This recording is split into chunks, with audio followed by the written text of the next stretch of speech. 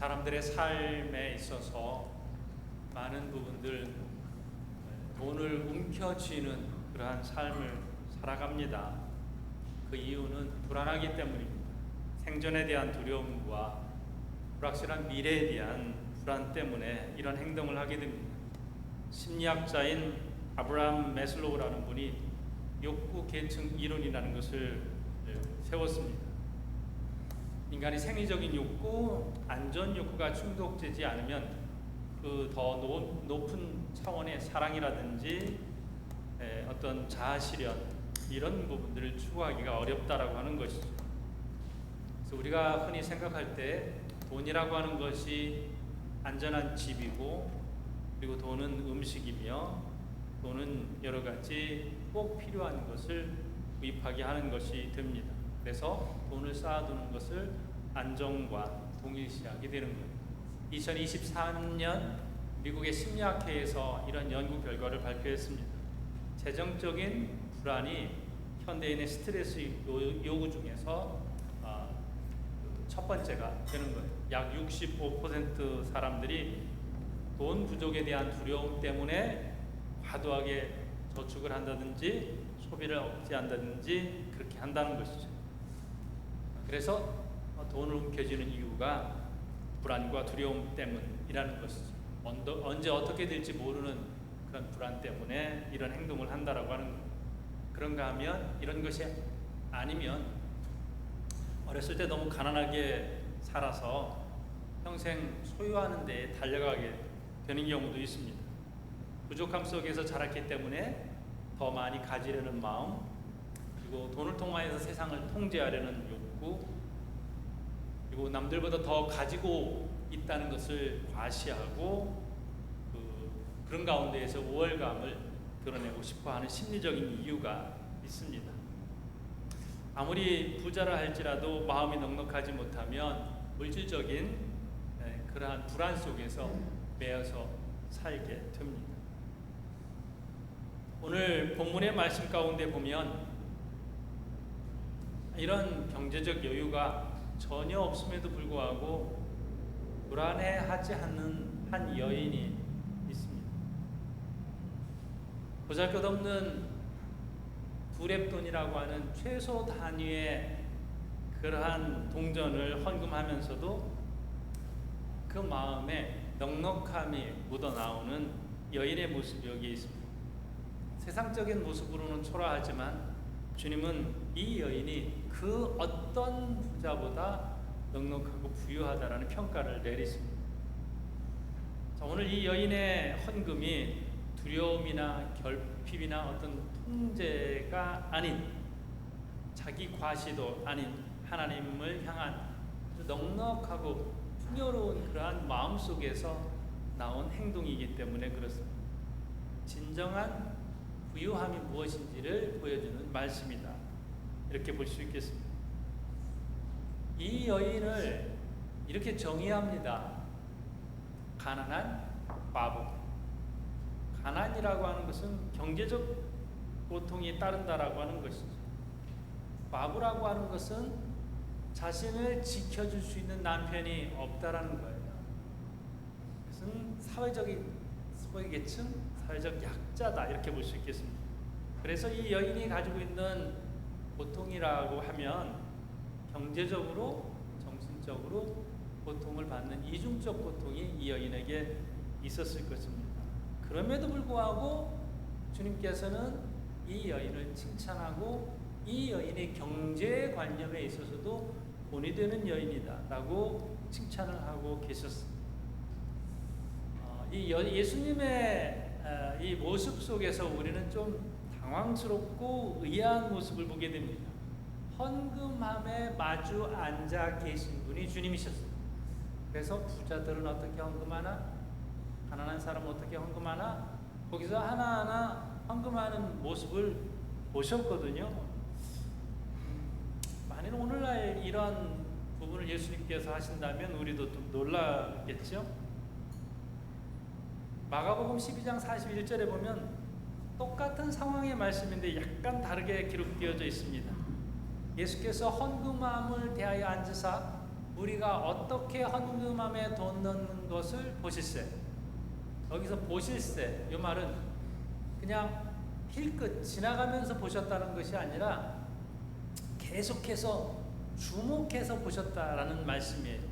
원문에 이 말씀을 미완료 시제로 되어 있어요. 아직 완료가 된 게 아니에요. 계속 진행형이 되는 것입니다. 한번 이 모습을 상상해 보십시오. 예수님께서 우리 교회 2층에 헌금을 이렇게 헌금 봉투가 놓여 있고, 그리고 계단을 올라오면 헌금함이 있습니다. 거기 서셨다고 생각을 하시면 우리는 굉장히 놀라고 당황하지 않았을까 싶습니다. 왜 예수님 여기 계세요? 이번에는 좀 제가 사정이 있어요. 주님에게 내 사정을 해명을 우리가 하지 않을까. 급하게 오느라고 준비를 못한 이유를 설명을 드리지 않을까, 이런 생각을 해보게 됩니다. 아니면 정성스럽게 집에서부터 잘 준비를 해왔다라고 하면 또 주님을 반갑고 기쁘게 맞이할 수 있을 것입니다. 우리는 돈 앞에서 많은 고민을 합니다. 헌금도 마찬가지고요. 얼만큼 하는 것이 적절한가? 이게 최선일까? 목사도 마찬가지예요. 먼저 본인이 되어야 하지 않을까? 생활을 하면서 고민을 할 때가 있습니다.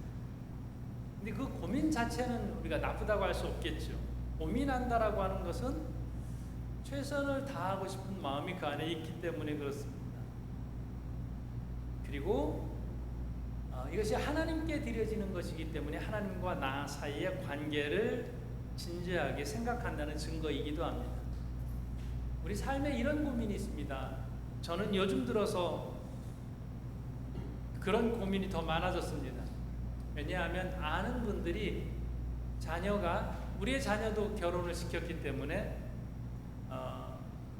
결혼하는 자녀를 둔 목회자들이 많아졌고, 또 돌아가시는 부모님도 많아졌어요. 그런 고민을 해요. 아마 다른 분들도 그런 고민을 할 거예요. 얼마를 해야 적절한 축의금일까? 얼마를 해야 적절한 조의금이 될까? 혹은 선물을 한다면 어느 정도가 적절한가? 그러면서 기준을 이렇게 생각합니다. 그 사람과 나 사이에 관계가 어떠한가? 그리고 인터넷에 보면은요, 사람들이 이런 고민을 많이 해요. 그러면서 어떤 분은 기준을 이렇게 정해 둡니다. 당신과 얼마큼 가까운 사이입니까? 라는 것이죠. 어떤 때는 내가 요즘 빡빡한 경제 생활로 넉넉하지 않은데 그 사람과 나는 정말로 각별한 사이예요. 그리고 이 정도는 해도 아깝지 않은 그런 관계에 있는 사람이 있는가 하면 정말 연락 안 해줬으면 좋을 텐데 연락이 오는 경우들이 있어요. 나한테 연락하지 말지. 나한테까지, 외국에 있는 나한테까지 연락해서 이렇게 불편함을 줄까? 라고 하는 대상도 있습니다. 그러면 연락을 해왔기 때문에 어쩔 수 없지만 이 정도는 해야지 하고 최소 단위로 하는 경우도 있고, 또 그 반대인 경우도 있습니다. 사람 사이에서의 관계가 이러면 하나님과 나 사이에는 어떤 관계일까? 하나님은 나에게 누구신가? 단순히 헌금의 액수를 생각하지 않고 관계를 먼저 생각합니다. 나에게 넌 누구냐? 우리가 관계에서 서운하면 도대체 당신한테 난 누구예요? 너한테는 누구냐? 내가 당신에게 누구입니까? 이 관계를 진지하게 이야기를 합니다. 하나님에 대한 마음이 깊지 않으면 그냥 형식적으로 그렇게 헌금하는 분도 있습니다. 우리 교회는 아닌데, 제가 전에 목회할 때는 동네 분이 한 분 교회에서 행사를 한다니까 오셨어요. 이분도 헌금을 했어요. 근데 이분의 헌금 문구가 축발전이었어요. 이 축발전 헌금을 했는데 이게 헌금이 아니에요. 헌금은 하나님 앞에 드리는 것이지 이것은 그냥 예의상 동네에 서로 이제 관계를 무시할 수 없는 그런 관계이기 때문에 목사 얼굴 봐서 참여해서 빈손으로 오지 않고 참여를 한 것이죠. 하나님과 나 사이의 관계, 도대체 저는 이 생각을 한번 해봐요. 이 여인에게 하나님이 누구시길래 가진 것 전부를 드릴 수 있었을까? 부럽지 않으세요? 이 여인의 하나님을 향한 마음. 반대로 생각하면 하나님 앞에 서운해야 옳잖아요. 나 이렇게 가난하게 했는데 나도 좀 형편 나아지게 남들 앞에 보란듯이 그렇게 한번 살아보고 싶은 사람인데 나 왜 남편 먼저 데리고 가서 과부 만들어서 경제적으로 이렇게 힘들게 내버려 두셨을까? 그러면 하나님 앞에 서운해야 되는데 도대체 이 여인은 경제적으로 힘든 가운데 홀로 있는 가운데에 하나님 앞에 이렇게 자기 자신의 가지고 있는 것을 전부를 드릴 만큼 하나님이 좋을까요? 여기에서 우선적인 생각을 이렇게 합니다. 내 생각을 먼저 하지 않는 거예요. 사람과의 관계에 있어서도 상대방을 먼저 배려하고 생각하는 경우들이 있고, 오늘 여기도 내 형편, 나 먹을 거, 나의 내 이것이 아니라 하나님이 먼저 너무 감사하고 너무 좋고 그저 이 자리에 성전에 헌금하는 자리에 내가 있을 수 있고 아주 적은 부분이지만 내가 드릴 수 있는 것이 있어서 너무 감사한 거예요. 여기 렙돈이라고 하는 화폐 단위는 이 얇다라는 거거든요. 당시에 나팔관처럼 되어 있는 헌금함에 헌금을 드릴 때에 이게 소리가 났다고 해요. 그러니까 큰 돈은 큰 소리가 났겠죠. 이 여인이 드리는 이 얇은 렙돈은 소리가 거의 나지 않았다라고 해요. 그러니 사람들을 의식하면 전혀 이런 행동을 할 수가 없었어요. 그런데 이 여인은 아주 감사한 마음으로 하나님 앞에 전부를 드릴 수 있었습니다. 우리는 우선적으로 자기 자신을 생각할 때가 많습니다. 사람마다 아끼는 것이 있습니다. 보물 1호. 여러분은 무엇입니까? 경제적으로 넉넉하다면 쉽게 구매할 수 있는 그런 사람들도 있겠지만 대부분은 자신이 정말 갖고 싶은 거, 남자들은 어떤 전자기기가 될 수도 있겠고 여자분들은 뭐예요? 여러분 보물 1호 어떤 가방인가요? 뭐 있나요? 그냥 쉽게 구입하지 않잖아요. 몇 년 동안 벌어서 사는 분도 있고 쇼윈도를 지나갈 때마다 나 언젠가는 나도 저런 거 하나쯤 구입할 거야 모아서 사기도 합니다. 그것이 고가인 경우도 물론 많이 있겠죠. 나를 위해서 정말 과감하게 투자하는 그런 그 무엇이 있어요. 나쁘게만 보지는 않습니다. 주님도 멋있다 이렇게 말씀해 주실 수도 있겠어요. 그 정도 너는 해도 돼. 열심히 살았으니까 한 번 정도 너를 위해서 한번 과감하게 써도 돼. 이렇게 말씀하실 수도 있겠습니다. 그렇다면 주님을 위하여서 내 인생에서 두렵도는 무엇인가 생각해 볼 수 있을 것입니다. 내가 내 인생에서도 정말 그때 힘들었지만 그때 정말 기쁘게 내가 드렸던 나의 두렵돈. 만약 이 여인이 두렵돈이 아니라 2달란트를 가지고 있었으면 어땠을까요? 똑같은 마음이었을까요? 하나님은 나에게 그런 분이십니다 라고 고백했을 겁니다. 자, 주님께서 이 여인에게 뭐라고 말씀하셨어요? 3절을 보니까요. 이르시되 내가 참으로 너희에게 말하노니 이 가난한 과부가 다른 모든 사람보다 많이 넣었도다. 비교를 하네요. 부자가 미리 많이 넣었죠. 사람들이 그 넣는 것을 보면서 감탄을 했을지도 모르겠습니다. 그 동전 떨어지는 소리를 들으면서 참 대단하다라고 말했을지 모르겠어요. 그런데 주님은 그 사람들이 아니라 이 과부를 칭찬하셨습니다. 자, 이 여인이 드린 헌금, 구약 시대에는 희생을 드렸다, 제물을 드렸다 이런 표현을 합니다. 이때 희생이라는 말 안에 좀 아까운 것이죠. 그런데 그 안에 흠없는 것, 정성으로 드린 것의 의미가 함께 담겨져 있습니다. 짐승을 드리더라도 정말로 아까운 짐승이 있어요. 흠이 없어요. 그런데 이게 시간이 지나면서 변질이 돼요. 흠이 있는 걸 드려요. 아깝지 않은 걸 드려요. 짐승 중에 다 건강한데 어떤 짐승은 쩔뚝거려요. 다쳤어요. 눈에 보니까 불편해요. 이것을 제물로 드리는 사람들이 많아졌어요. 하나님께서 화가 나셔서 말라기서에서 그런 말씀을 하십니다. 너희가 나에게 더러운 떡을 드렸다. 저는 것을 드렸다. 눈먼 희생을 드렸다. 병든 것을 드렸다. 이것이 말라기서 1장 8절의 말씀이거든요. 성경 말라기서 구약 성경 끝부분에 이렇게 되어 있습니다. 너희가 눈먼 희생을 드렸다. 저는 것 병든 것을 드리는 것이 어찌 악하지 아니하니. 하나님과 이스라엘 백성들 사이가 이렇게 멀어졌어요. 그래서 구약이 끝난 거예요.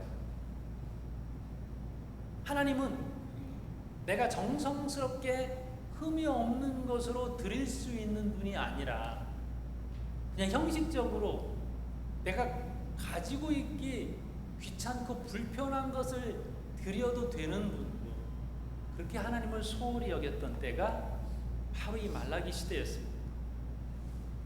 그래서 하나님은 이들을 향하여서 악하다 이렇게 표현을 하셨습니다. 1장 8절에 보면 이런 말씀이 또 있어요. 이제 그것을 너희 총독에게 드려보라. 그가 너를 기뻐하겠으며 너를 받아주겠느냐. 사람에게 선물하지 않는 것을 하나님께 드린 사람들이 여기 있습니다. 희생과 손해, 정성 이런 것은 전혀 없는 것이죠. 마음, 하나님을 향한 마음, 이렇게 멀어져 있었습니다. 여러분은 어떤 기준으로 물질을 사용을 하십니까? 성경에 그 원리들이 많이 있거든요. 하나님을 향한 마음, 혹은 누군가에게 정성을 드린다면 그 마음, 또 우리가 구제헌금을 드린다면 힘들고 어렵게 사는 이들을 향한 마음이 있어요. 지난주에는 말씀을 준비하면서 문득 그런 생각을 해보게 되었습니다. 우리 교회에서는 pon도 가까이에 있는 빈민촌 아기들에게 19년째 매달 분유를 공급하고 있어요. 분유 한 통이 얼마인지 아시나요?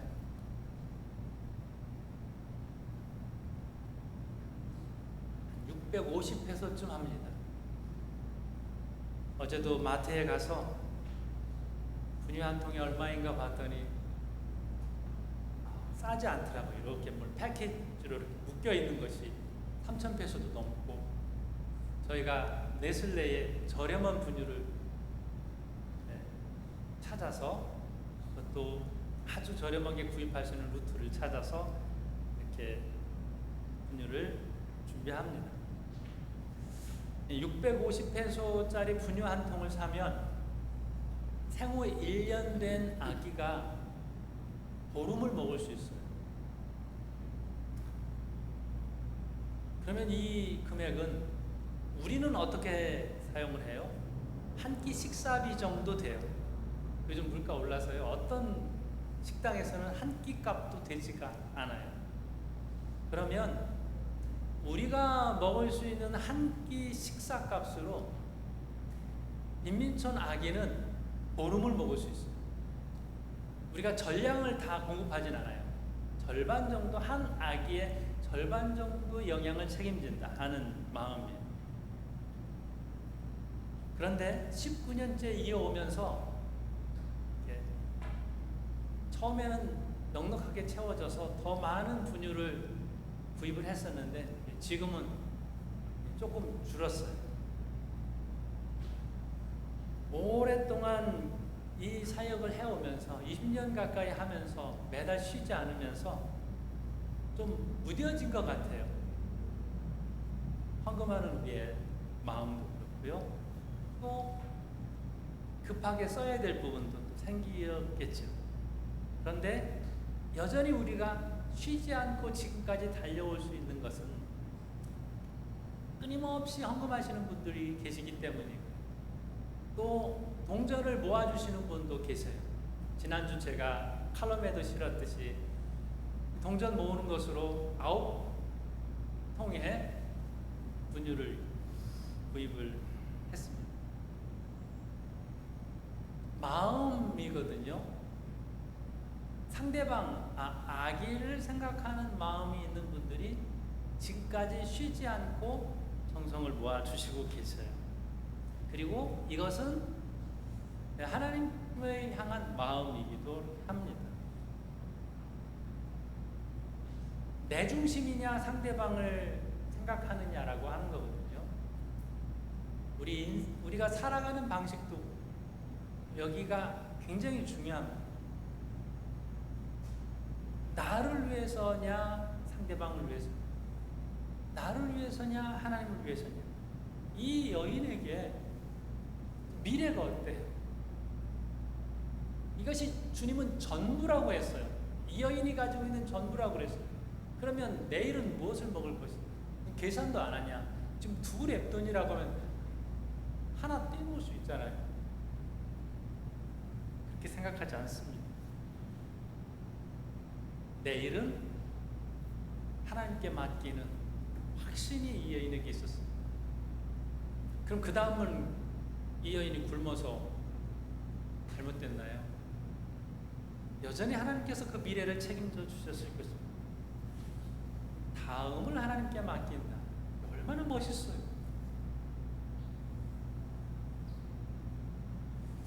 비슷한 이야기가 열왕기상 17장에 나옵니다. 그때 온 나라의 기근으로 다 힘들게 살아가던 그때였습니다. 사르밧에 가서 과부에게 떡을 좀 만들어 오라 엘리야가 요청을 합니다.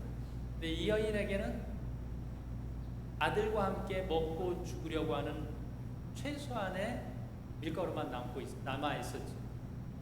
나에게 먼저 가져오고 다음 너를 위해서. 굉장히 어떻게 보면 이 엘리야 선지자의 요구가 무리한 것처럼 그렇게 보일 수 있습니다. 근데 이 요구의 관점이 아니라 이 여인의 관점으로 보면 자신이 마지막, 자신의 전부를 선지자를 위해서 사용을 했습니다. 근데 그 결과가 열왕기상 17장 16절에 여호와께서 엘리야를 통하여서 하신 말씀같이 통의 가루가 떨어지지 아니하고 병의 기름이 없어지지 아니하니. 우리는 미래에 대한 불안 때문에 이 정도는 안전하게 보관을 준비를 해야 그래도 든든하다라는 생각을 가지고 있는데, 하나님은 내 미래는 나에게 있다.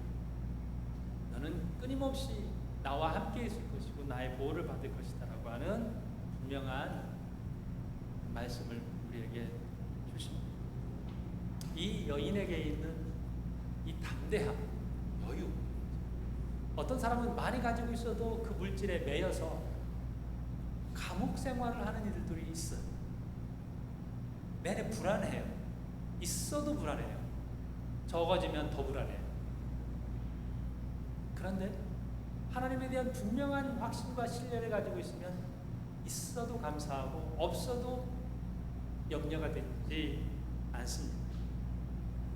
우리는 두 랩도를 가지고 있는 순간이 있습니다.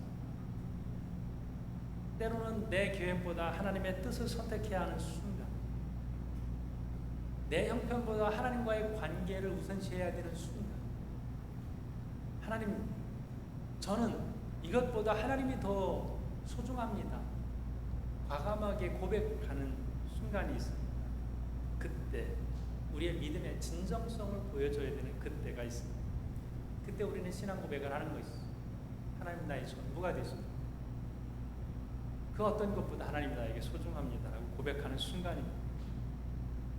이 여인은 그 누구보다 마음이 풍요로운 여인이었고 하나님을 향하여서 풍성한 마음을 가지고 있던 여인이었습니다.